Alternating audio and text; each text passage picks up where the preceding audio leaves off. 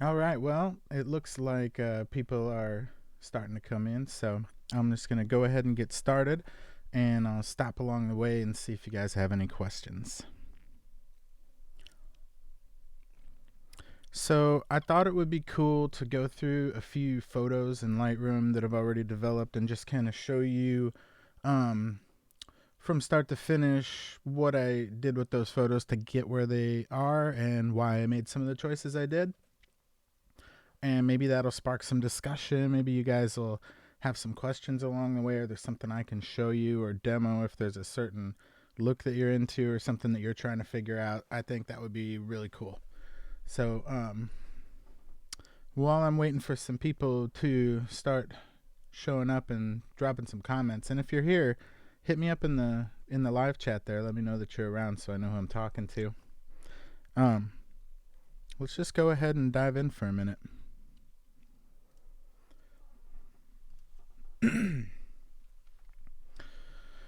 All right, so this first image, I thought I'd show you guys how I got here. This is actually a stitched panorama. Um, give you a little before and after view. So this is what it looked like. Not bad, but a little bit drab, and this is kind of the end product. And I usually make my goal to try to kind of bring out the way that it felt to me, the way that it impacted me, the things that kind of grabbed my attention when I was there, rather than being 100% true to life or in the other direction, just, oh, this looks really cool, let's do this. So with this particular image, we started off here. Let me show you this stack. Started off here with a number of exposures. These guys here, just tracking the camera around,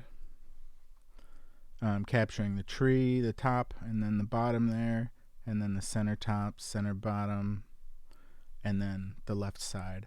And I can actually recreate some of this. Oops. What you can do is just merge them right here in Lightroom. There are some fancier programs out there that you can get into, but totally not necessary for a simple one that I've done like this.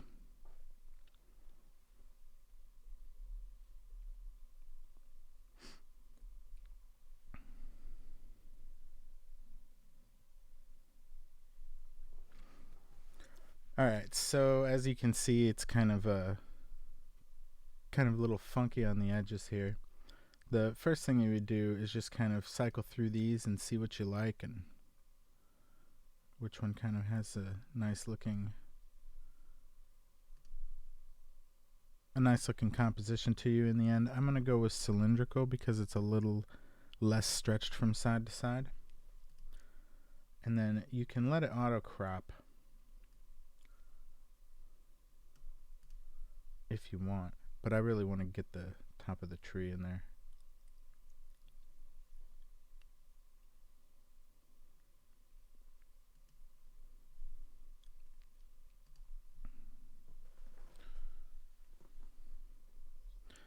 All right.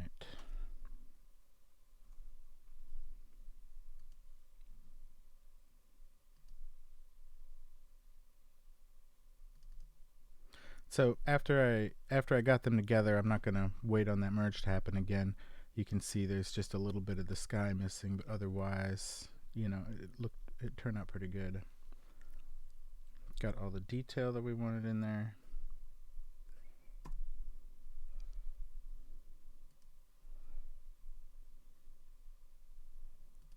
And then the steps to get you the rest of the way.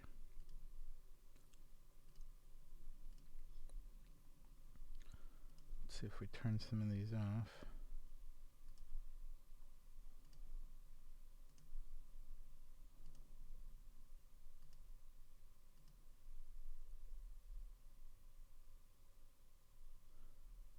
I'm not walking through the Photoshop side, but those white tops there, it's really easy to just use the Smart Remove.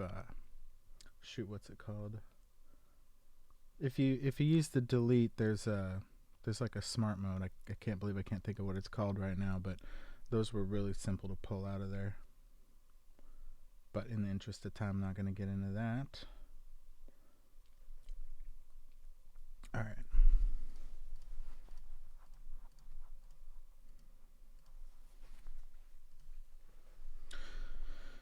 Okay, so the first thing I like to do is to try to, let's make a virtual copy of this, and I'll try to just kind of start over on it. Maybe that would be a good direction to take it.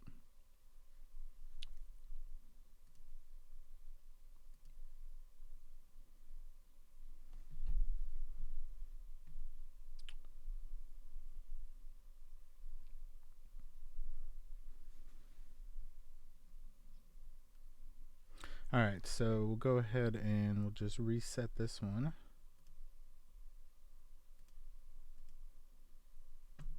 And see where we land this time. Sometimes it's fun to do the same photos over.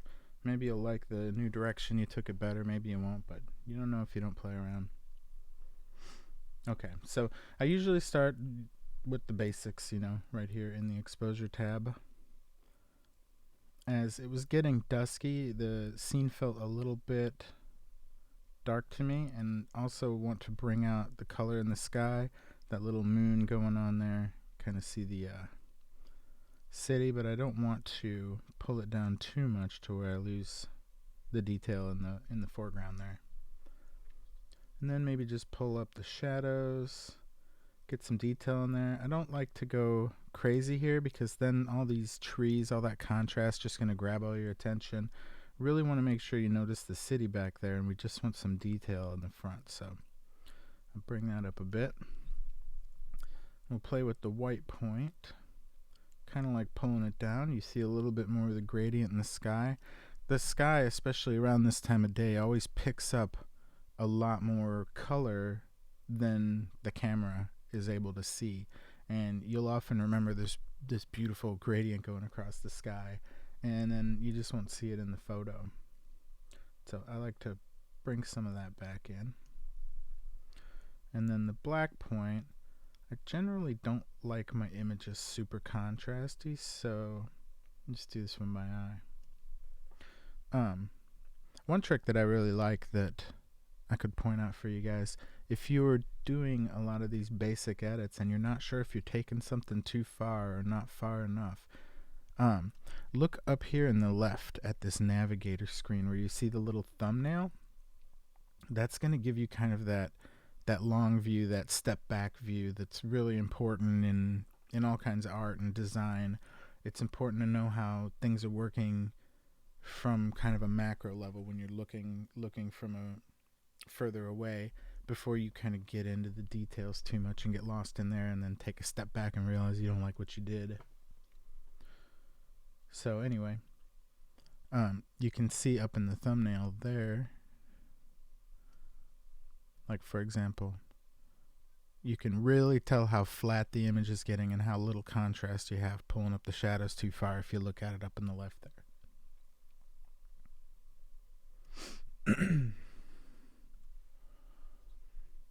Alright, and then clarity. This one is dangerous. I see a lot of people crank this up. This makes things look kind of crunchy, and I don't know, I guess it's kind of cool in some ways, but it's kind of another one of those contrast problems that I try to avoid. When you crank your clarity up, you have all of this micro contrast. That's to say, let me get this tool out of here. You have a ton of contrast down in the little small details.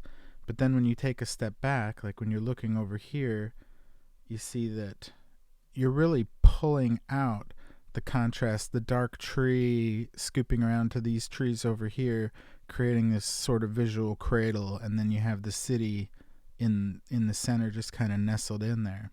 When you take away all of that contrast just to pull things in, you see that the city and the trees and the grass are all just as light or dark as each other now. So that's why taking that sort of high dynamic range look and crunching a huge dynamic range down into a photo like this isn't generally the way that I like to go anyway. But a little bit usually doesn't hurt. My rule of thumb with the clarity slider is I'll pull it up until I start to notice it, and then I'll pull it back a little bit because I don't want to notice it. I want it to pull some details out, but the moment you notice it, you start getting these funky little edges, like how it's lighter and darker in between the branches of this tree, and just a lot of unnatural stuff. So I usually just go for a little bit. And I follow sort of the same rules of thumb with the vibrance and saturation. If you've never used these tools, the vibrance is going to take things that are already saturated and make them more or less saturated. So it's very similar to the saturation slider, but the saturation slider is flat. It takes everything up and down together. So maybe you wanted to add some saturation, but now some colors like these oranges and blues are pulling out too much. You could pull back on the vibrance slider to kind of create a balance there. For this one, I kind of want those oranges and blues playing against each other, that warm and cool. That's one concept I always misunderstood. They always told you in art, like if you were in a painting class, things like warm highlights and cool shadows. And it makes sense from a contrast level, but in the context of the actual photo, yeah, the colors contrast each other, but is that true to life? Well, in some cases, like for example in a landscape, when you're outside, that is true to life. The sky is creating kind of a fill light on everything, and that fill light has a very cool color. And then the sun creates sort of a directional key light onto everything, and that's a warm color. So as a rule of thumb, it's not bad because in a lot of cases it's true to life, and sometimes you don't want to be true to life. You just want a certain look, and that's how you're going to get it. But in other cases, you lose your train of thought. All right, so I'm going to move forward with this.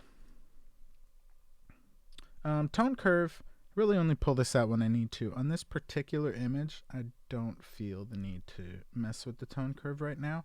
May come back to that later. HSL, this is one of those things that a lot of people overlook. You can make a lot of alterations to the photo and really kind of pull things together with this. For example, using the hue slider, let's say you wanted to shift the color of something. Maybe you want these reds to really pop out. You can pull them this way. Or you want them to recede into the greens and not grab much attention. You could take them the other way. So in my case, I want kind of that orange to stand out, but I might pull it back just a little because I don't want it to pop out and grab too much attention. It just adds kind of a bit of a visual noise. And part of the problem with this composition is using the wide angle lens that I had on hand at the time. It's a great lens, but for this particular image, the fact that it doesn't compress the way that taking maybe a longer lens from further away would have made the city look larger in relation to these trees. So the Portland gets a little bit lost down here. So that's one of the main problems that I'm going to try to fix along the way once we get a kind of a baseline going. So we can try messing with the blues.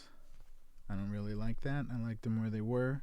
But with this little spot tool, I just want to get the point across that you can just click on the color you're trying to get in certain shift out of. And this is a good way, like if you have a certain color scheme that you're trying to pull out. Like I actually might play with these greens a little bit. Give them just a little emphasis. And then same with the saturation here. Now we use the spot tool. And we can say, I really kind of want this blue in the sky to pull out just a little bit heavier. That looks nice, but I don't like how the city took on almost a cartoonishly bright look. So we would think in a situation like this, I might go try to grab just the sky itself and make it blue. the easiest way to do that is with a graduated filter. So this just kind of creates a gradient. I usually leave my default as a really bright exposure so I can see exactly where I'm at. I want it to be pretty subtle and straight up and down, so I'll hold the shift key to lock it in and pull it really wide to make it subtle. And then we'll just kind of position it up here. Take that exposure down because that was really only there to let us know what we're doing. And now we know that mostly is just going to be the blue that we're trying to saturate, but we don't want to saturate the top of this tree. So another good way to work is to just grab the blue color cast out of here, get the saturation kind of where you like it. Let's say for this particular image I'm too far off the screen, pull it down. This is another place where looking over in the navigator view really helps. You can see kind of how natural or unnatural this looks when you get a distance. One problem I had with my previous edit of this image that I could have fixed in Photoshop but I didn't get around to was that there was a bit too much glow on this tree. I don't like the glow to get unnatural. Things don't really glow like that in real life. Alright, so what's next? Let's play with the luminance here a little bit. There's not a whole lot of luminance in these trees, so I don't want to pull them up to where they're flat against the sky. I do want them darker, but I do want to pull them up enough to just kind of enhance the detail. And one little trick that I've noticed that's especially important with luminance is when you get into the details, a lot of the time if you make a massive shift like this and you shift things in different directions, you create these kind of sharp lines between everything. See if I can make that kind of obvious by playing with it. It ends up unnatural, and you may or may not notice it, but I like to feather, just like you might with if you're into audio and you mess with EQ, it's always good to feather your frequency bands. So that is to say, let's put them back where they were. You don't want kind of a sharp jump from orange to yellow, for example, so I pull the orange up to meet it halfway. And this is just going to stop any banding or any crazy weird contrast that you might overlook that, you know, when somebody digs in, don't look so great at all.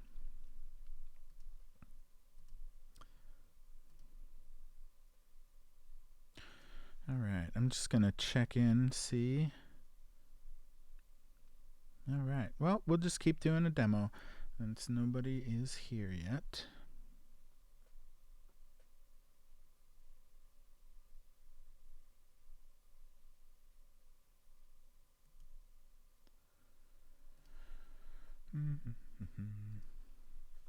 Alright, now split toning. Let's dig into here a little bit. So when I was talking about the warm highlights and the cool shadows, that's a really common use of this split toning feature. And the way I usually would approach this is I'll kind of turn the saturation up on each tone, and then that makes it really easy to kind of pick out the hue, and you can turn it off and on to level set your eye back to the regular. Try and get kind of in the neighborhood of that original blue and pull that back down.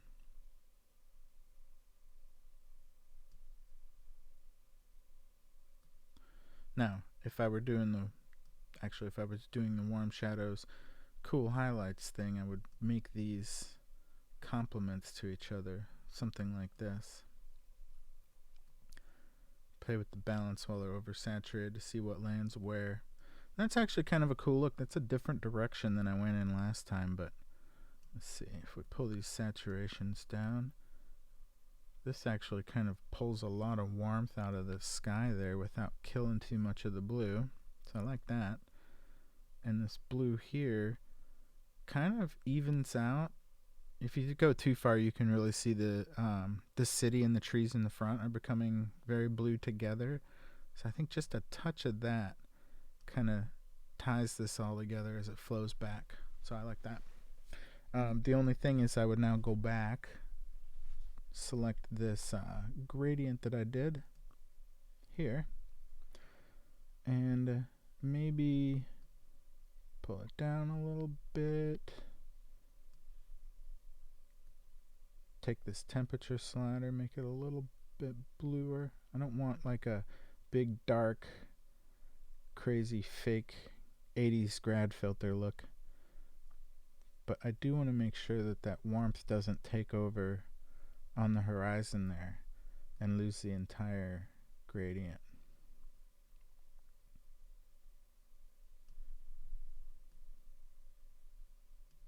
Again, I'm paying a lot more attention to this little view in the left here than I am to the big one. So when you're looking in the details, you miss the overall effect that you're having on things. Or you can.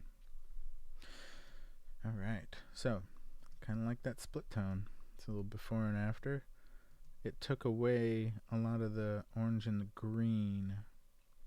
So we can go back here if we want to, and we can pull those saturations up. Again, feathering it to get kind of a realistic look. See that flat?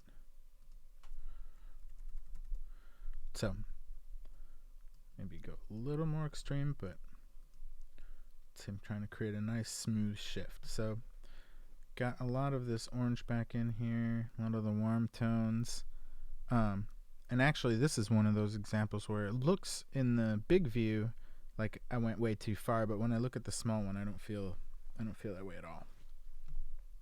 I do feel like with all these competing colors, we've got a lot more saturation, and it's not exactly indicative of the way that I thought that it felt to me at the time. So probably just tug back some overall brightness and saturation just a little.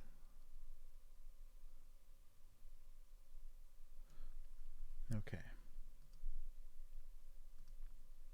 I might second guess these shadows, put just a little bit more in there.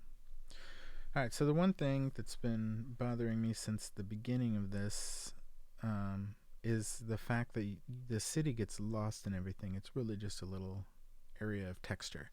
And so what I'd like to do is to kind of affect the city without messing with too much around. And a good way to do that is this radial filter. So again, with the exposure up, kind of get a good selection of the city going. I guess my old one was still in there. Wasn't doing its job with these new edits though. We'll invert that. Okay.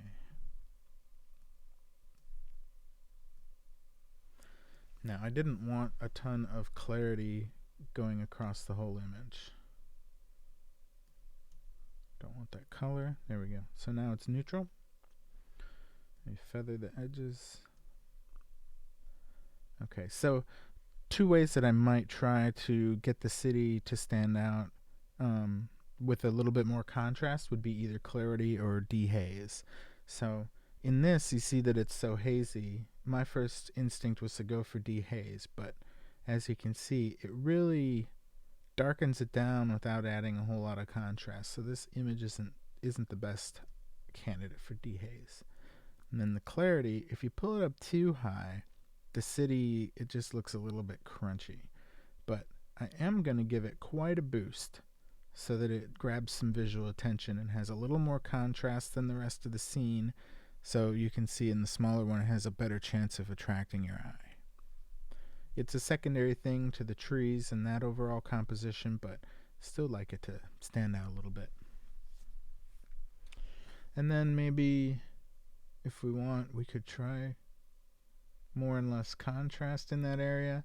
Now, I don't like going too far with that because I actually like the haze. It creates that feeling of depth, and this contrast is really pulling the haze out a bit too much for me.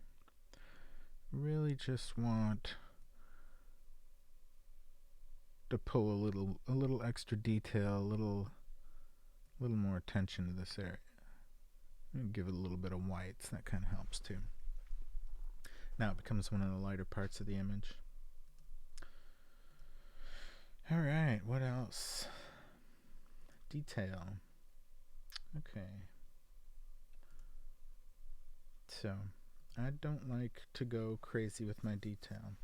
If you hold the Option or the Alt keys, you can see the effect of these detail sliders a little better. Because otherwise you need to zoom in to kind of see what's going on. But I like to keep a bit of a wider view and see how bad I'm wrecking the image. Like if you crank the sharpening, you see it just kind of, I don't know, it doesn't look real to me. It doesn't look like the scene looked to me in the beginning. But if you hold that Option or the Alt key down and it puts it into black and white, you get a really good idea of how sharp you're making it. And actually for this particular image, I think I'm gonna zoom out even.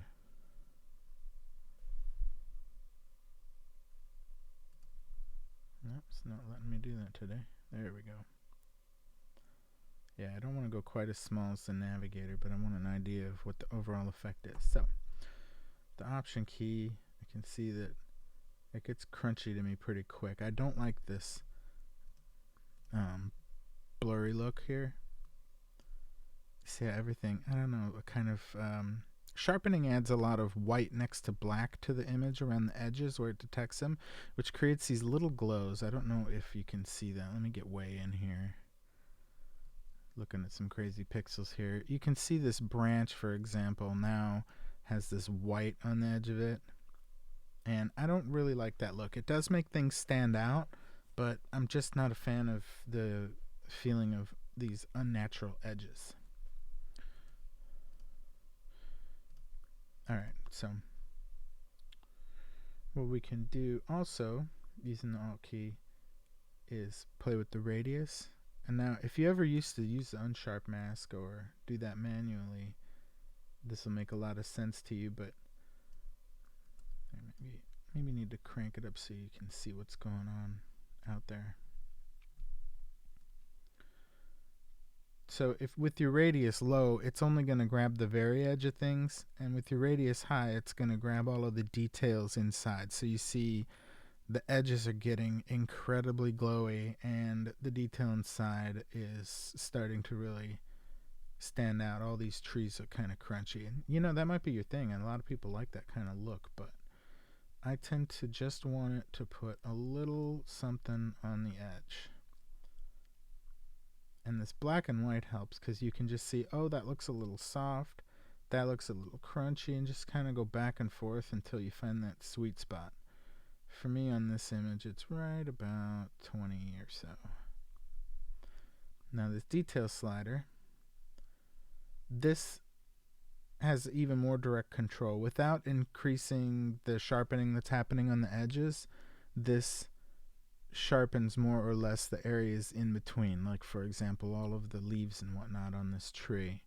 So without any detail, it's just leaves everything but the edges alone, and with more detail it tries to bring the interior detail up without affecting the edges more. I usually like to keep it on the low side. I like kind of between the edges, I like things to be kind of smooth. And as I pull out, I start to think that's even too much sharpening, but we are in the micro view. When we get out here, we can really kind of see what we've done to the thing so far.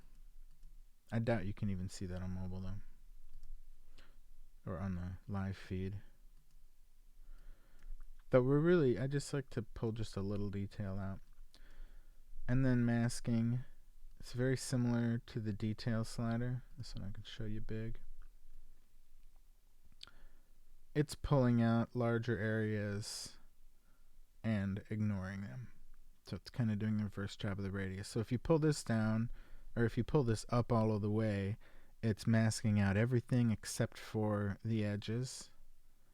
And if you pull it this way, it's not masking anything. It's just letting the whole image get detailed. Now, I don't want it pulling out little specks and crud in the sky, so I would probably, for this image, pull the masking up just until that starts to disappear. which also helped me realize I didn't do a spot check, so we'll do that real quick. This little tool up here, and then you use this visualize spots down in the bottom. And you pull this slider just till you start to see the dust on your sensor or lens, which in this case is this little sucker right up here, and it's gone. So sometimes, especially if it's been rainy and I've been trying to keep my lens clean, there's a lot more work to be done there than what we had to do here. So got away pretty good. Okay, so taking a step back, of reevaluating, looking over the image again, what else would I do here? Well, the trees have the detail that I want, and they look good, but they're still grabbing too much attention. And I feel like in this particular image, I want their job to be to frame the city more than to grab attention on their own. Because when you're standing there in person in the overlook, you're taking in this whole scene, and the whole thing is beautiful, and the colors washing over at dusk have this effect on you. But you're seeing the trees everywhere you go. You're really paying a lot more attention to the center here looking off towards the city. So we'll try to push that, because we can never have the effect in the photo of what we had in person, but we can try to reproduce the effect by adding that extra 15 or 20%. So in this case, I think a great way to do it would be to go down to the effects area here and to add a bit of vignette. A lot of people don't like vignette. They aim to get rid of it. If you look, it can kind of really force the composition too. If you put too much of it on there and it becomes this obvious effect, it's gimmicky. Yeah, it's pulling your attention back in towards the city and out of these trees and bushes in the front, but it just looks a little ridiculous to me. So I'll just pull it in. This is another one. I'm starting to really notice it, and then I just ease off a little bit. Starting to notice it, pulling it back. This feels like a good amount of darkening. That if you look at the small thumbnail over there, you'll see it more darkening the sky down a little bit and the grass down a little bit, or the trees in the front here, but it's not having a huge effect on everything. Then we'll take the midpoint. Sometimes I take it in. If you really just want to pull the attention to something, you can use it like a central spotlight in a way. But in this particular case, I kind of just want it to be subtle. So I'm pulling it back and forth to see right where it's scooping through here and covering most of the grass and tree area. The roundness will just change the shape of it. Honestly, the shape was fine. And then feather, I usually do add a little feather. I almost think of it as a safeguard. I probably put too much on every time that I touch the vignette, so I'll feather it out a little bit. So otherwise you'd be looking at it in a week and realize that you went way too far. Alright, so from here I was going to say maybe I pulled the sky down too much, but it's honestly not too bad. I think I just get it a little more off of that tree. Let the vignette do a little bit more of that blue, more of the work for the blue there. And then whenever you put vignette in, you usually darken the whole image a little bit more than you intended to. So it helps to go back and balance that back out with a little bit of exposure. And this is another one of those sliders where pay your attention to the thumbnail. See how you're affecting it overall rather than getting lost into the little details. Like if you're staring at the city, you might think, oh, this looks good. And then you look at the thumbnail and you realize you've lost too much contrast, or vice versa. Since it was a dusky scene, I like it to be low-key. I think maybe in this neighborhood. And then the last thing, had I used a longer lens, the city and the moon here would be a little bigger in the shot. I would have stood much further away to take this same framing don't even know if it would have been possible, if I'm being honest, but I don't want the moon isn't like a huge central point of this, but it just kind of looks, you just don't even see it. It's just such a little speck. So I'm going to take this radio filter, create a new one just around the moon. Okay. Get the color out of there. Do not need that. Alright, so let's get in a little closer so we can see what we're doing here. Lost Buddhist, hey, somebody's here. How are you doing?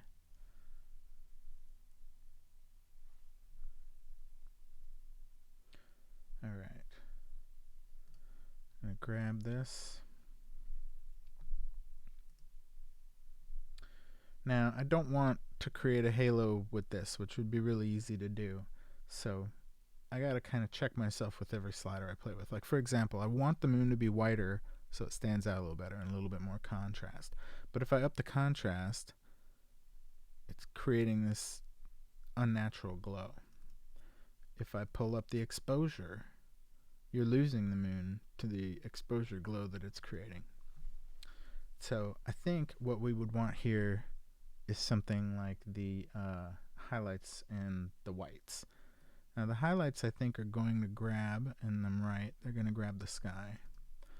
But the whites you can, nope, see, told you I have to check myself. Whites aren't so great either. Clarity, there we go. It's giving a little glow around the moon, but not too much, so you just take a little inch of that. See what dehaze, nope. Alright, so in a situation like this, I'll probably just pull it right on into the moon then. Give it just the tiniest little bump on those whites. Let's see how that looks. Lost Buddhist, I'm great. Thanks for popping in. Nobody was here so far, or if they are, I'm not exactly sure how to tell. This is only my second stream here. But if you have any questions or anything, hit me up. That would be really awesome. I'd love this to be, you know, more about you guys watching than just me talking through everything that I'm doing here. Alright, so let's see. If I compare these two, the one that I just did is the one on the right. And you see, in a different day, I kind of made different decisions. Looks like this time around, I really went with a different color scheme going through the trees. Really pulled the city and the warmth there out a lot more. But I gotta be honest, my initial reaction is that I kind of like the richer, more saturated, less contrast version that I did last time. So I knew I wouldn't land in the same place, and it's kind of fun sometimes to do like 2 or 3 different versions of something just to see what you like. Spacing those out over time is a really good idea too. So if you do a few different versions of the same photo, then over time you may notice things that you didn't notice before, like, I do not like the way that I did this or that. And that's the way to kind of give yourself a little extra latitude. Get a little distance from it. Don't be too close to your work. Alright. So since we have somebody in chat here, let me jump out for a second. These are some of the images that I haven't touched. Maybe it would be fun to dive into one. Let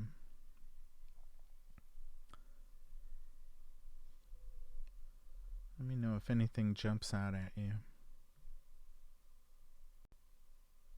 Maybe if I make these a little smaller.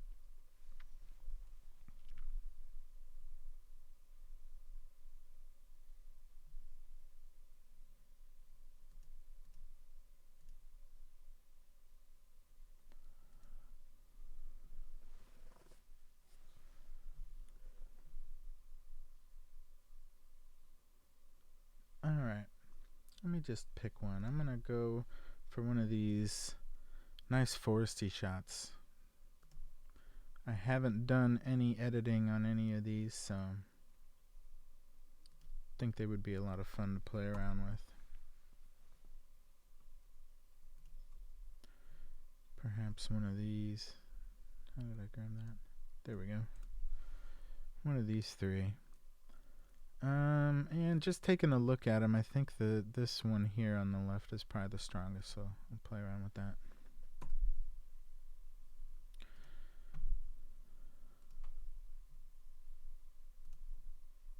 There we go.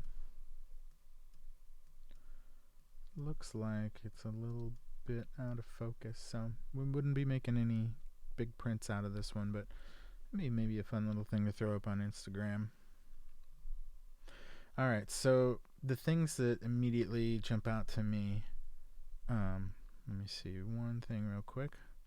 Don't think that I bracketed this shot, or did I? I did.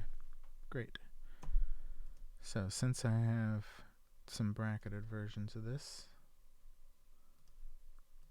I tend to do that a lot if I'm not sure in the field and I'm not able to just take my time on one image. Take some brackets. Maybe I can retrieve some detail from one to the other. Oh, this is a different shot down here. Okay, yeah, looks like I was messing around with the composition on this one.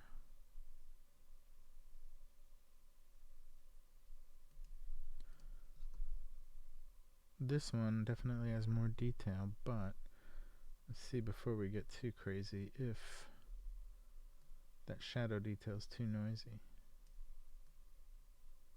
Nope. Alright, this one's good. It's a little bit underexposed, but it's a lot sharper. It's going to be a lot easier to work with.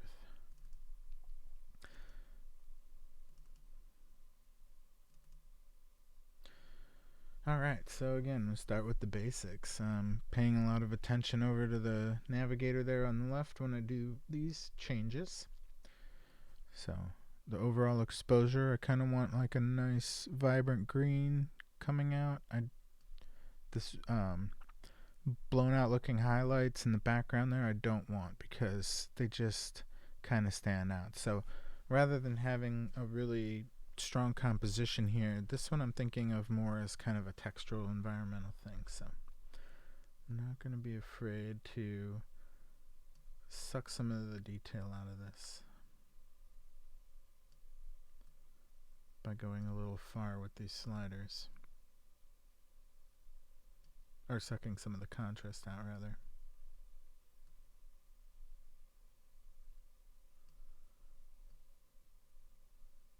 And it's just a balancing act. I don't want to go too far.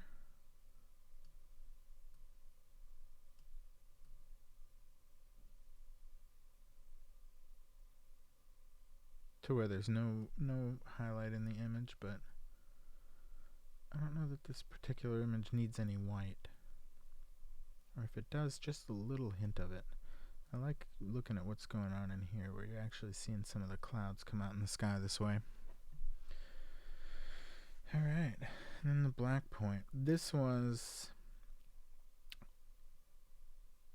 fun because you can, if you take the black point up, you're going to get more of kind of a misty forest look. If you take it down, you create that little contrast down there, you get, it kind of looks a little more rich and wet. I think that I lean more towards that, because in this particular scene that's what it felt like live. So go down there and then pull back a bit, because I just don't want it to be a really heavy contrast. Maybe somewhere in there. The clarity here, it's already kind of a visually noisy image, so I don't like that at all. Maybe just the tiniest hint where it's pulling in some of these details. Vibrance. Vibrance is a good one because it's pulling that green out against that blue, which is the contrast I'm looking for rather than a light and dark contrast. So I might push that one a bit, see how I feel later. And then the overall saturation, I think I'm just going to leave as is. Alright. Now the hue of the green, it was a little bit more primary feeling to me in person. So I think we'll shift the yellow over into the green territory and then take the saturation of the greens and the yellow. Well, no, not the yellows in this case. Take the greens up and then just kind of feather that a little bit. So we're taking out some of the visual variety between all of the fall yellows and the greens to kind of put a little more emphasis on those greens. And then the luminance, I feel the greens then become a little too bright. We just pull them down so they stand out a little better. There we go. That feels good to me. Split toning. Let's play with it. Let's see what happens if we really green up the shadows. Try to find a very central green. Pulling up and down makes it more saturated, and you can see it affects more too. When it's desaturated, it really is just kind of adding a little something to the greens that are already there. And then the left to right shift is changing the hue.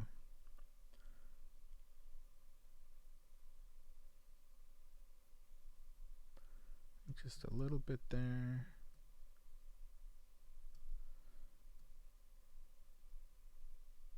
Yeah, and then have it not affect too much. I don't think I want highlights, but if I did, they'd be blue would be kind of the color scheme of this image. And maybe a touch doesn't hurt. Kind of balance out that yellow.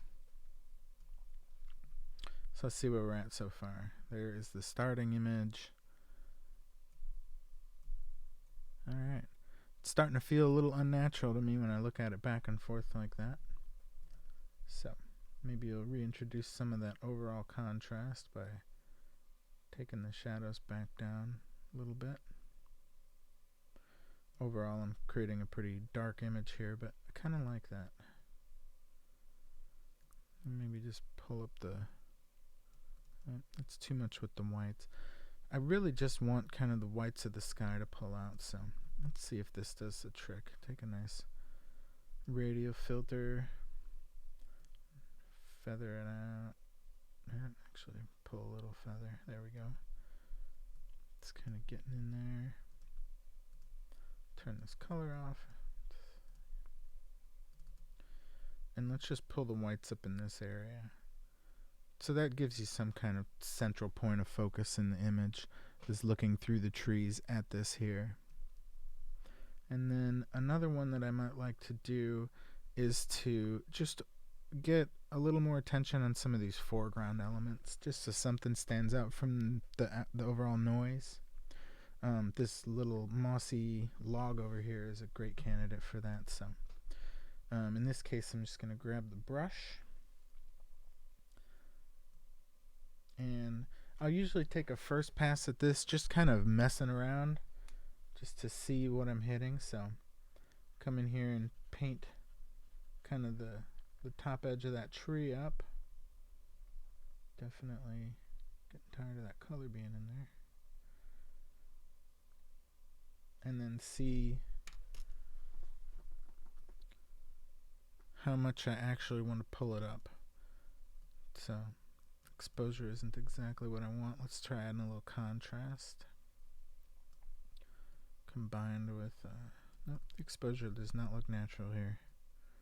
There we go, highlights. We'll just get that moss to stand out a little better. Maybe pull the white point up a little bit to add to that. So now if you look over in the side there, it's very subtle. Probably go a little further. It always feels like you're going too far when you're doing it, but in the end, people don't see the before and after, so they don't really know. Alright. This over here, maybe grabbing a little too much attention for me. Before I dive in and attack it by itself, though, I'd like to get kind of all of these bottom leaves a little less attention. I might jump ahead in my usual process and do some vignette.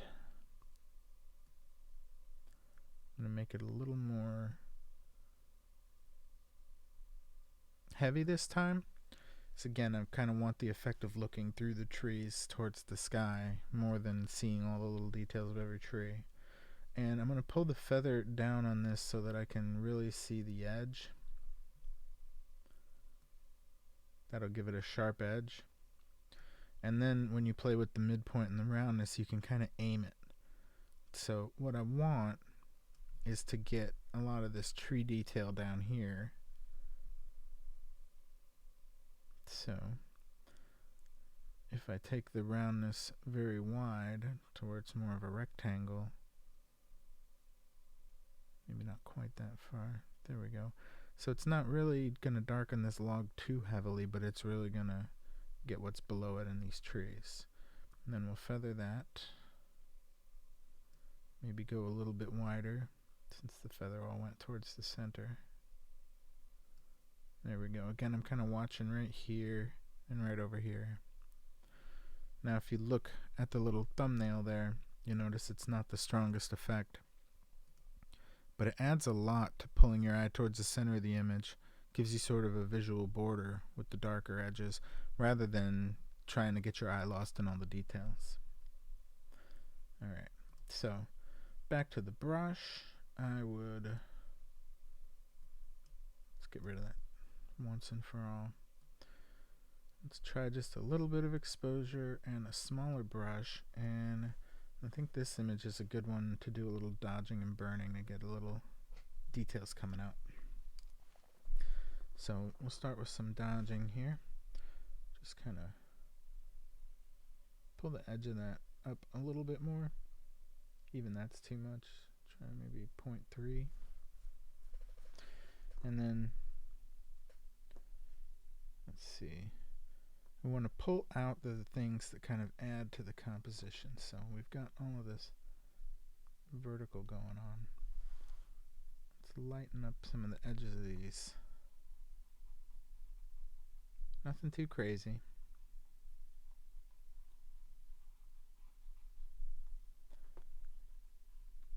Just kind of pushing and pulling on different details.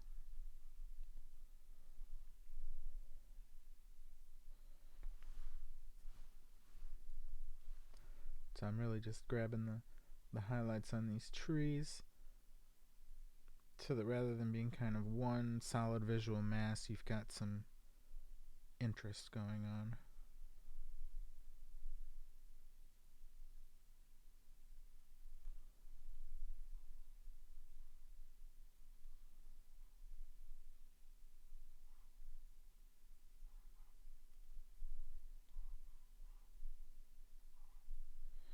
Alright, and then I'll close that out, and with kind of a, oops,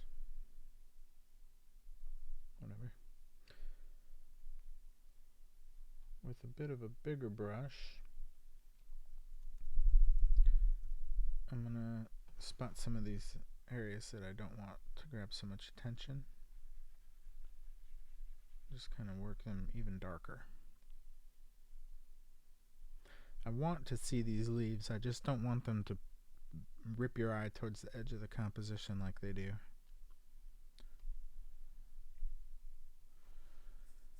Okay. Maybe just a little more subtle with that. Right about there. Oops.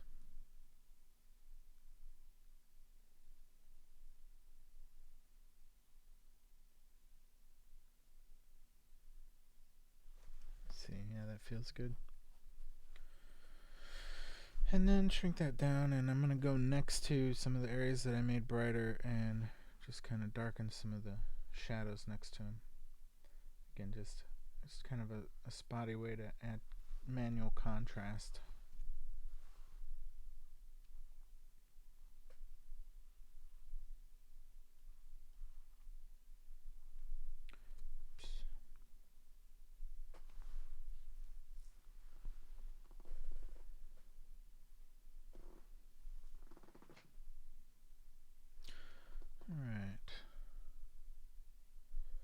liking that. I like that I evened this plant out here, but now I kind of feel like all of the attention being on the right here could be balanced by maybe this tree and this plant coming in just a little bit. So let's see if a graduated filter is a good trick for that.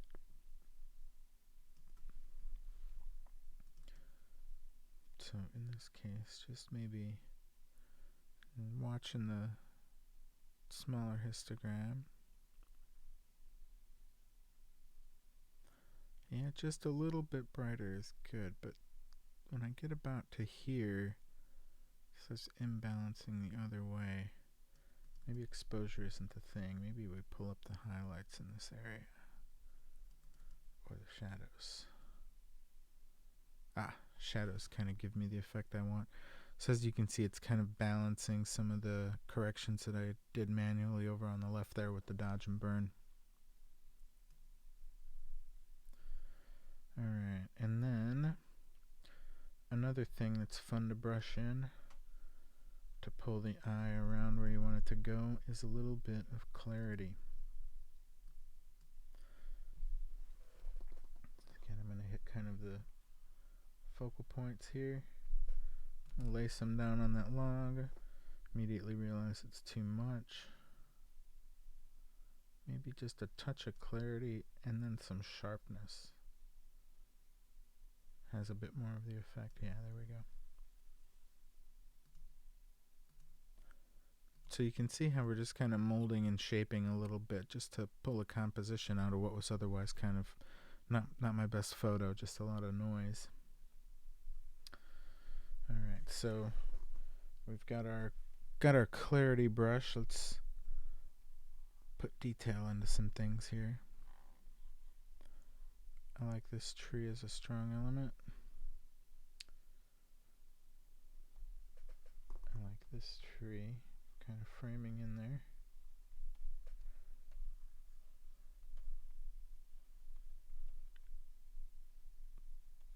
Just so everything doesn't blend together. It's very subtle. I bet you probably can't even see this on the live view.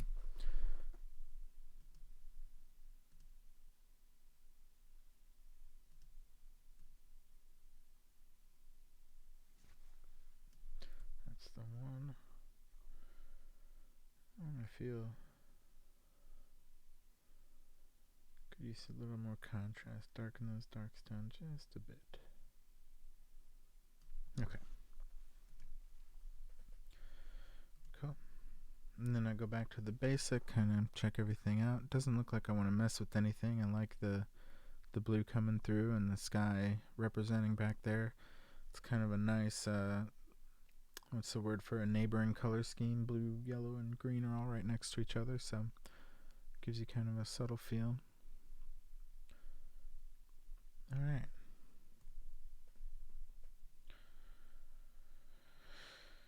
So we're going on about an hour. Let's see if anybody else is around. Alright, looks like nobody's here. That's alright. I'm going to keep doing these, and hopefully in time people will see what they're missing and want to get in on them. So thank you to Lost Buddhist for popping in there for a minute, and anybody else who might have come around. This was fun. I've got some more pictures, so love to demo some of this stuff. I'd really like to have some of your questions to answer, and it's probably my fault for not promoting this well enough in advance for people, but that's alright. It's still fun. I enjoy it, and I'd like to try to make this a weekly thing. So if you're watching this after the fact and you'd like to get in on the next one, then just let me know. Oh, hey, look, Olivia's here. It does not tell me that you're here. That's interesting. Now I know that YouTube's lying to me.